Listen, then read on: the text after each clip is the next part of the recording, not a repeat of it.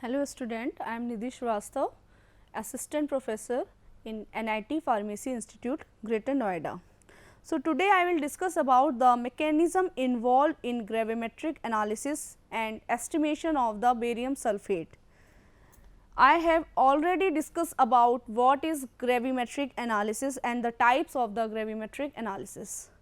So, firstly we have discussed in short gravimetric analysis. So, definition of the gravimetric involve the principle behind gravimetric analysis is that the mass of an ion in a pure compound can be determined and then used to find the mass percent of the same ion in known to quantify of an impure compound. So, gravimetric analysis related to the define and determine the mass of the pure compound which is present in the precipitate.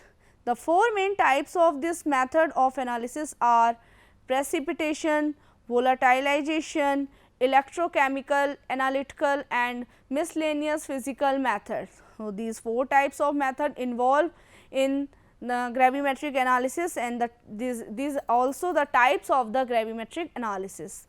The methods involve changing the phase of the analyte to separate it in its pure form from the original mixture and are quantitative measurement.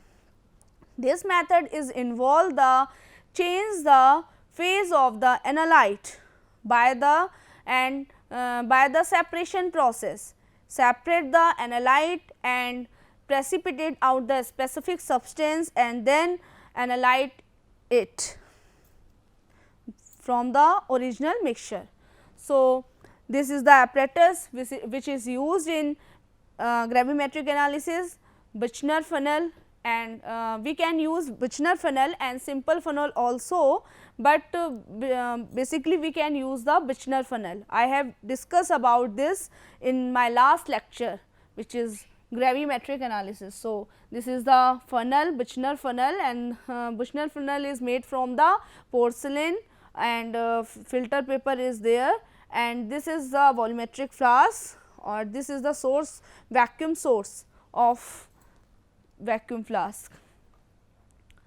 So, this is the process which is used in gravimetric analysis. Rubber, this is the main instrument, main apparatus which is used in gravimetric analysis, gauge filter, crucible, rubber adapter, glass funnel.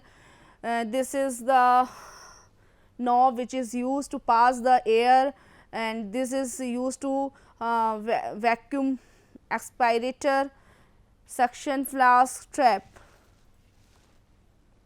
So, the step commonly followed in the gravimetric analysis are main steps are 4, but 7 steps involved in the gravimetric analysis. First is the sample preparation, preparation of the solution containing a known weight of the sample. Second is the separation by the precipitation process of the desired constituent, and the third is the weighing the isolated constituent by the precipitation process, and last the calculation which is computation of the amount of the particular constituent in the sample from the observed weight of the substance. So, precipitation methods involve the dissolved analyte converted to sparingly soluble precipitate which is involved readily filtered, low solubility, converted to product of known composition by the heating process. This is the process of the precipitation method. We can show the example excess oxalic acid added carefully to measure volume of calcium. In oxalic acid we can measure the volume of calcium. So, in basic solution calcium combined with calcium oxalate calcium combined with the oxalate and form the calcium oxalate which is in soluble form. Then calcium oxalate is collected in a filtering crucible, then dried. Calcium oxalate ignited to produce calcium oxide. After the collection of the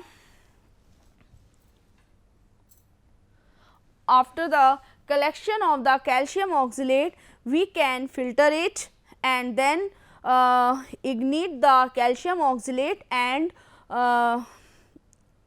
by the heating process, by the ignition process, calcium oxalate decomposed and form calcium oxide, carbon monoxide in the gaseous form. Calcium oxide cooled and weighed, and original concentration of calcium compound we can compute it. So, this is the method of the calcium oxalate, measure of the calcium by the calcium oxalate. तो हमने क्या देखा कि access oxalic acid लिया, access oxalic acid को में oxalate ion add हुए calcium ion से, एंड कैल्शियम ऑक्सलेट का फॉर्मेशन हुआ। कैल्शियम ऑक्सलेट को फिल्टर करके उसको कलेक्ट करने के बाद जो कैल्शियम ऑक्सलेट सॉलिड फॉर्म में हमें मिला, उसको इग्निट किया, इग्निट करके उसको पूरी तरह से ड्राई कर लिया। ड्राई करने के बाद वो फिर से इग्निशन मतलब ड्राई करके वो डीकम्पोज हो गया। डीकम्पोज होके कैल्शियम ऑक्साइड हमें मिल गया। कैल्शियम ऑक्साइड जो है उसको कूल किया, वे किया, और लास्ट में कैल्शियम के जो कंपाउंड कैल्शियम कंपाउंड है उसको कैलकुलेट कर लिया।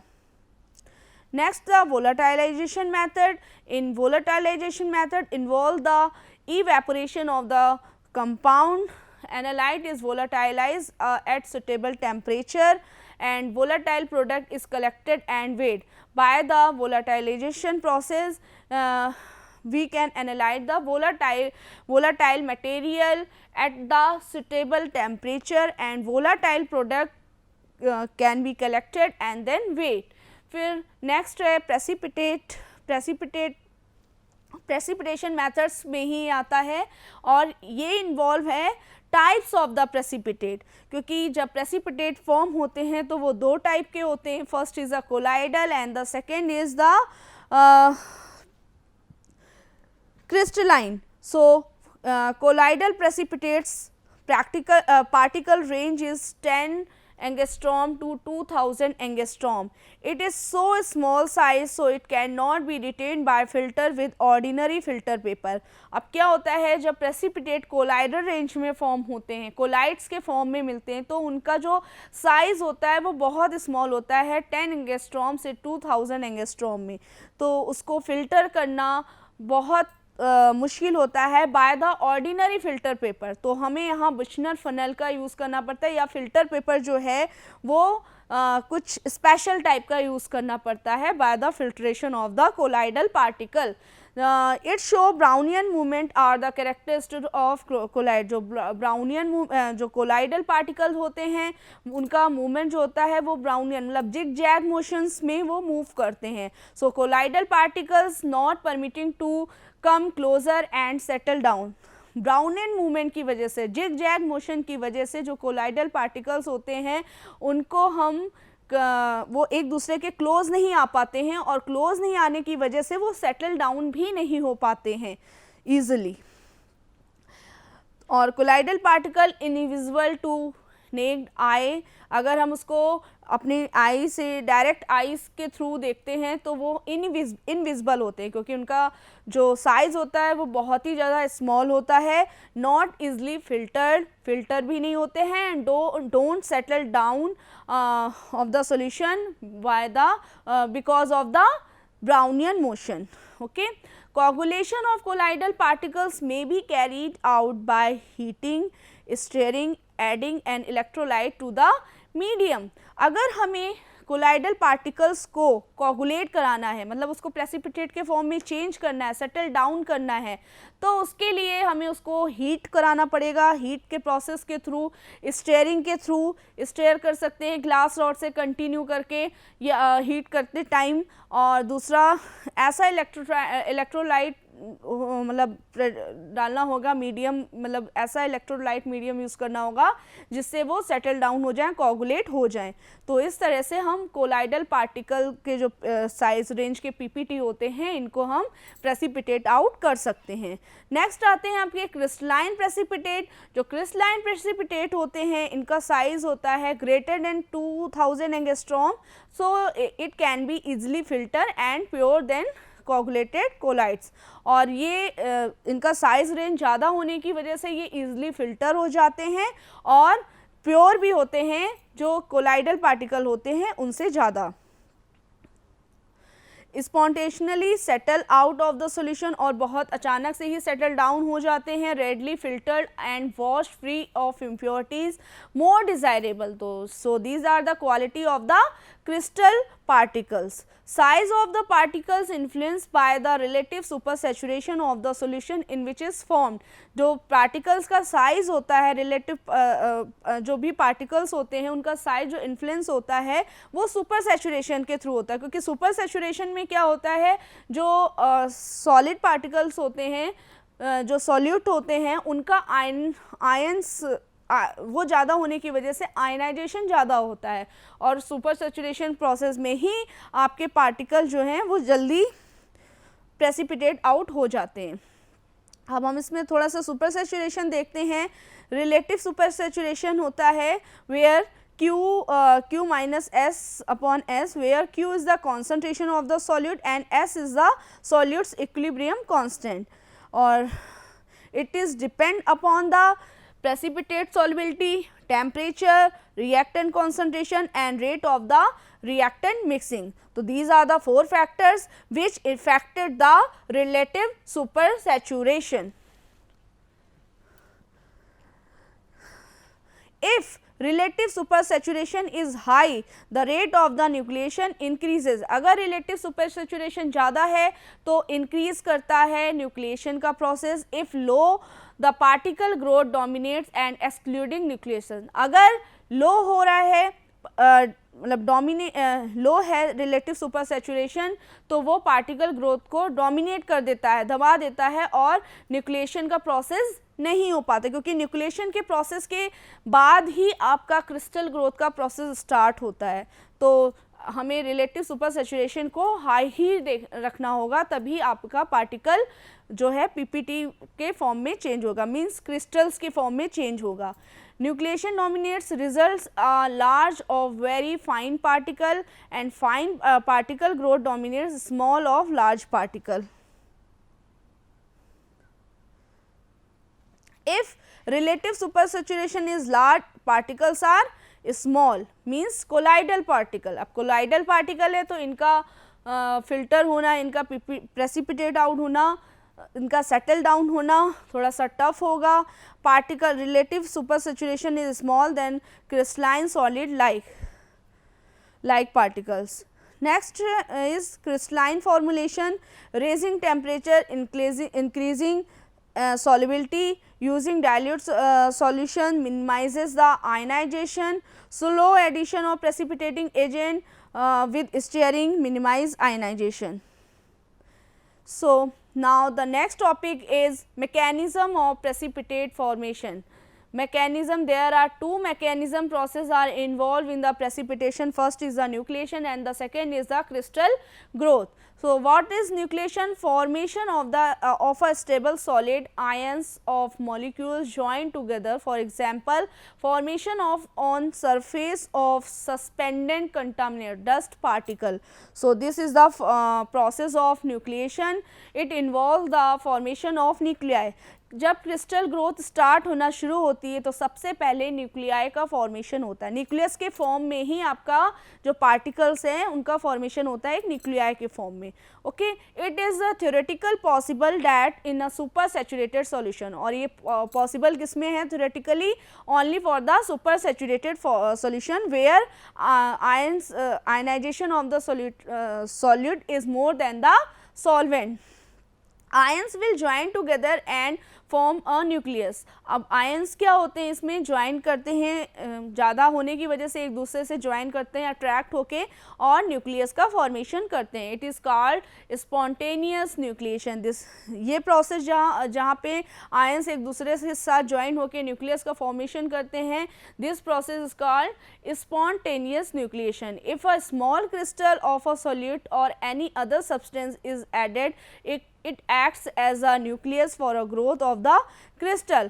अगर small crystal है solute का और any other substance ऐड करते हैं जो भी न्यूक्लियस आपका फॉर्म हुआ है उस पार्टिकल में, for a growth of the crystal of the solute, तो it is called a induce nucleation. तो ये न्यूक्लिएशन कहलाता है इंड्यूस। तो दो आपके न्यूक्लिएशन के प्रोसेस होते हैं। फर्स्ट इज द स्पॉन्टेनियस, जिसमें आपके जो आयंस होते हैं पार्टिकल के, वो एक दूसरे से कंबाइन होकर न्यूक्लियाई का फॉर्मेशन कराते हैं, स्पॉन्टेनियस न्यूक्लिएशन। देन उसमें हम अदर क्रिस्टल्स को, अदर आयंस जो भी सॉल्यूट है उसको हम ऐड कराते हैं, तो उससे आपका जो सॉल्यूट है उसकी क्रिस्टल की ग्रोथ स्टार्ट हो जाती है, और ये प्रोसेस कहलाता है इंड्यूस न्यूक्लिएशन। और नेक्स्ट आता है आपका crystal growth. It is achieved after nucleation, और जैसे ही इंड्यूस न्यूक्लिएशन हो जाता है वैसे ही आपका क्रिस्टल ग्रोथ स्टार्ट हो जाती है। Diffusion of ions to the surface of the growing crystal, जो आयन का डिफ्यूजन होता है, आयन डिफ्यूज होते हैं, टूटते हैं, वो भी ग्रोइंग क्रिस्टल के टाइम में ही होता है। And deposition of these diffuse ions on the crystal surface, जो आयन का डिफ्यूज़न होता है वो क्रिस्टल के ग्रो के टाइम में होता है, और जो डिपोजिशन होता है, जो आयन डिफ्यूज़ हो जाते हैं, डिफ्यूज़ होके डिपॉजिट होते हैं, डिपोजिशन होता है वो क्रिस्टल के सरफेस में होता है। The rate of the growing crystals depending upon the nature of ion, जब ग्रोइंग क्रिस्टल देखा जाता है कि क्रिस्टल ग्रो कर रहे हैं, तो जो रेट होती है वो किस पे डिपेंड करती है ग्रोइंग क्रिस्टल की। तीन फैक्टर्स होते हैं, concentration of the ions, rate of the steering and temperature of the solution. Concentration ज़्यादा होनी चाहिए आयन की, रेट स्टीयरिंग की रेट भी ज़्यादा होनी चाहिए, क्योंकि जितना हम उसको रेट कम होनी चाहिए स्टीयरिंग की, जितना हम कम स्टीयर करेंगे उतना पार्टिकल आपके क्रिस्टल फॉर्म में आएंगे।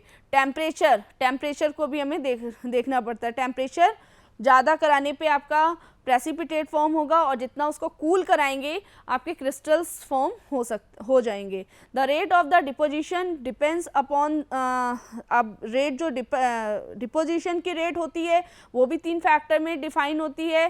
First is the concentration, second is the presence of impurity, and the third is nature of the crystal. So these are the factors which is affected the growing crystal and the deposition of the crystal.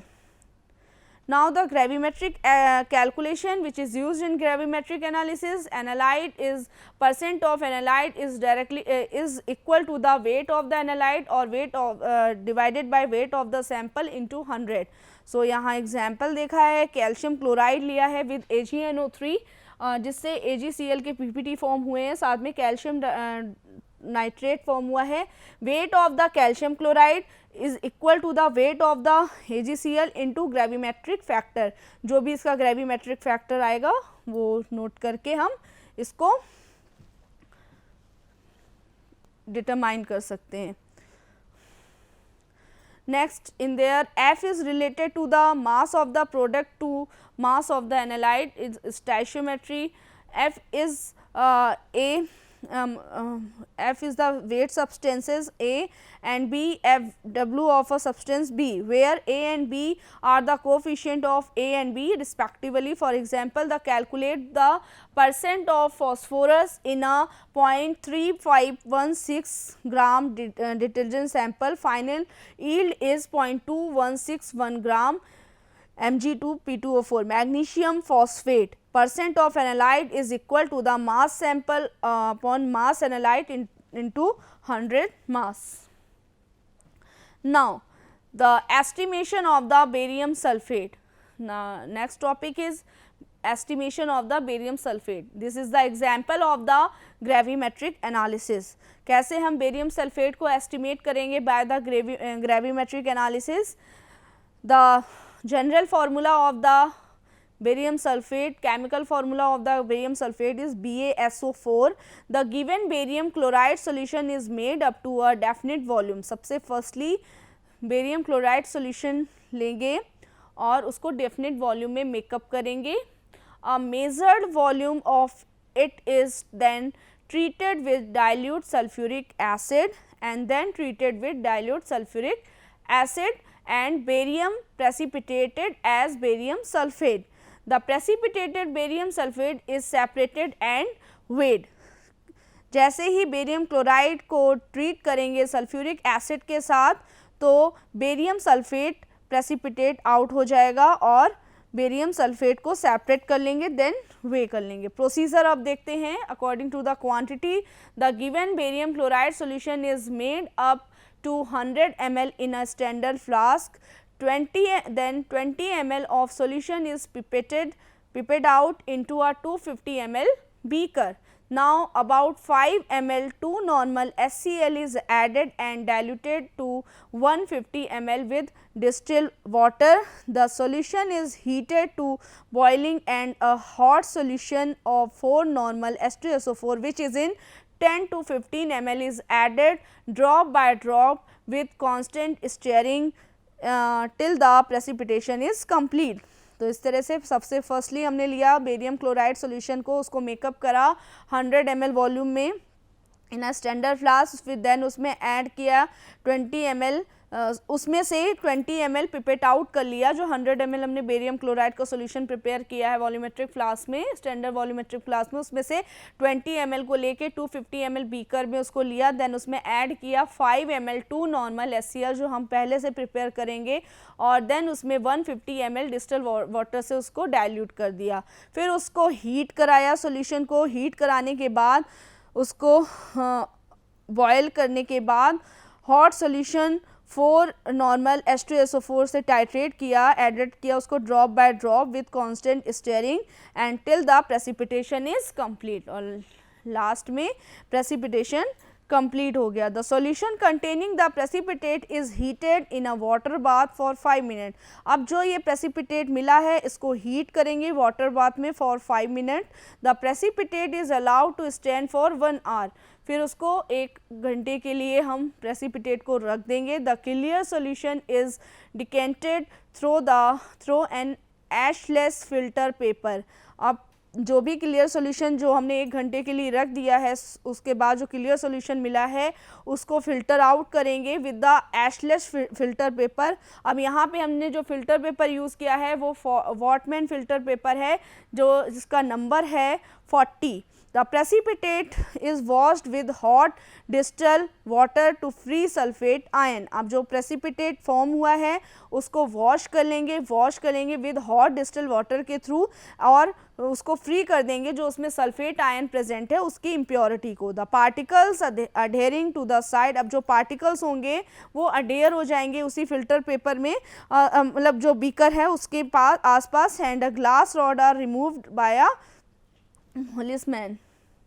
Finally the precipitate is washed once again। अब फिर से उस जो PPT है जिसको wash out कर लिया है फिर से उसको फिल्टर करके उसको वॉश कर लेंगे। The dried filter paper is folded and placed in a crucible which has been previously weighed. अब जो ड्राई फिल्टर पेपर है उसको फिर से फोल्ड कर लेंगे। अब इसमें नॉर्मल भी ले सकते हैं, नहीं वॉटमैन ही लेंगे, और उसको प्लेस कर लेंगे क्रूसिबल में रख के उसमें फिर से फिल्टर आउट करके देन उसको हम वे कर लेंगे। द फिल्टर पेपर को वे कर लेंगे। The filter paper with the precipitate is first incinerated on a Bunsen burner by a low flame and then transferred to an electrical burner। पहले bunsen burner के through हम उसको precipitate को filter paper के साथ heat कराएंगे, then उसको transfer करेंगे लो फ्लेम में, फिर उसको ट्रांसफ़र करेंगे इलेक्ट्रिक बर्नर में। The crucible is transfer to desiccator and cool. उसके बाद जो भी क्रूसिबल है उसको क्रूसिबल जो हमने ली हुई है जिसमें आपका वो रखा है मटेरियल, उसको डेसिकेटर में रख देंगे और कूल करेंगे। When cooled the crucible is weighed. जब कूल हो जाएगा तो क्रूसिबल को वे कर लेंगे। Heating, cooling and weighing are repeated till concordant values. के बाद हीटिंग, कूलिंग जो भी सारे प्रोसेस हैं उसको 2-3 बार रिपीट कर सकते हैं for the concordant value, mean of the value लेने के लिए। तो इस तरह से मैकेनिज़्म हमने देख ली। जो भी आपका मैकेनिज़्म इन्वॉल्व है फिर से हम एक बार देख लेते हैं। ग्रेविमेट्रिक एनालिसिस यूज होता है मास को डिटरमाइन करने के लिए एनालाइट के जो भी आपको प्रेसिपिटेट आउट करते हैं। जैसे ग्रेविमेट्रिक एनालिसिस में हम जो भी पीपीटी फॉर्म होता है उस पीपीटी को में से जो स्पेसिफिक हमें केमिकल चाहिए होता है, क्योंकि पीपीटी जब फॉर्म होता है तो उसमें कई सारे केमिकल्स मिक्स होते हैं। उन केमिकल्स में से जो हमें स्पेसिफिक कॉन्स्टिट्यूएंट देखना होता है कि मान लीजिए आपका कोई पेन किलर है, कोई आपने जैसे कॉम्बीफ्लेम मेडिसिन है, अब कॉम्बीफ्लेम में दो केमिकल प्रेजेंट होते हैं, दो सॉल्ट प्रेजेंट होते हैं। एक पैरासीटामोल होता है, दूसरा आपका जो एज अ एंटी पैरेटिक की तरह वर्क करता है फीवर रिड्यूस करने का, और दूसरा आपका पेन किलर होता है जो एनाल्जेसिक डाइक्लोफिनेक सॉल्ट होता है। अब इसमें से हमें ये देखना है कि आप उसके अलावा भी बहुत सारे केमिकल्स होते हैं, मतलब कुछ जिससे वो बाइंड होके बनता है। तो अब हमें क्या कहते हैं, कॉम्बीफ्लेम में ये देखना है कि जो पैरासीटामोल है वो कितने mg प्रेजेंट है। तो हम ग्रेविमेट्रिक एनालिसिस के थ्रू पहले तो उसका सॉल्यूशन बनाएंगे कॉम्बीफ्लेम का। अब उसमें से हम ऐसा प्रेसिपिटेटिंग रिएजेंट डालेंगे जो सिर्फ पैरासीटामोल को ही प्रेसिपिटेट आउट करेगा। देन हम उसके थ्रू प्रेसिपिटेट आउट करके वॉश कर लेंगे, वॉश करके उसको डाइजेस्ट करेंगे पार्टिकल को, देन उसको ड्राई कर लेंगे और फर्दर आगे का जो प्रोसेस है वेट करके। तो इस तरह से ग्रेविमेट्रिक एनालिसिस इसलिए इम्पॉर्टेंट है क्योंकि ये स्पेसिफिक कंपोनेंट को ही वेट आउट करा रही है। ठीक है, तो इस तरह से इसकी टेक्निक्स जो मैकेनिज्म इन्वॉल्व होती हैं, इसमें बेसिकली 2 मैकेनिज्म्स हैं।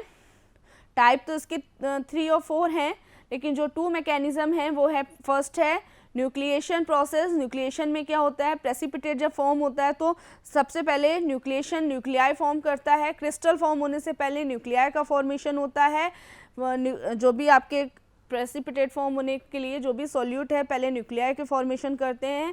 न्यूक्लियाई में 2 टाइप के न्यूक्लिएशन होते हैं, एक स्पॉन्टेनियस होता है, एक इंड्यूस होता है। पहले स्पॉन्टेनियस होता है। स्पॉन्टेनियस में क्या होता है, जो सुपर सैचुरेटेड सॉल्यूशंस होते हैं उसमें जो आयंस प्रेजेंट होते हैं वो एक दूसरे से कंबाइन होकर न्यूक्लियाई का फॉर्मेशन करते हैं। This is spontaneous nucleation. Then उसके बाद इसमें कुछ क्रिस्टल सॉल्यूट के क्रिस्टल्स ऐड कराते हैं या अदर केमिकल सब्सटेंस ऐड कराते हैं, तो इससे धीरे धीरे क्रिस्टल की ग्रोथ स्टार्ट होती है। This is the process of induce nucleation. जब दोनों न्यूक्लिएशन कंप्लीट हो जाते हैं तब आपका क्रिस्टल ग्रोथ अचीव्ड हो जाता है। अब क्रिस्टल ग्रोथ अचीव होने के बाद क्रिस्टल जो डिफ्यूज़ होते हैं वो होते हैं ग्रोइंग क्रिस्टल के टाइम में, और जो डिपॉजिट होते हैं, डिपोजिशन होता है क्रिस्टल का, वो क्रिस्टल की सरफेस में ही हो जाता है। फिर उसके बाद हमने 2 रेंज फैक्टर्स देखे जो ग्रोइंग क्रिस्टल को भी इफेक्टेड कर रहे हैं और जो डिपोजिशन ऑफ प्रेसिपिटेट को इफेक्टेड कर रहे हैं। तो 3 हैं, concentration of ion, rate of steering and temperature of the solution which is affected the rate of the growing crystal, and concentration, presence of impurity and the nature of the crystal which is affected the deposition of the chemical substance. So last में हमने estimation देखा barium sulphate का। Thank you.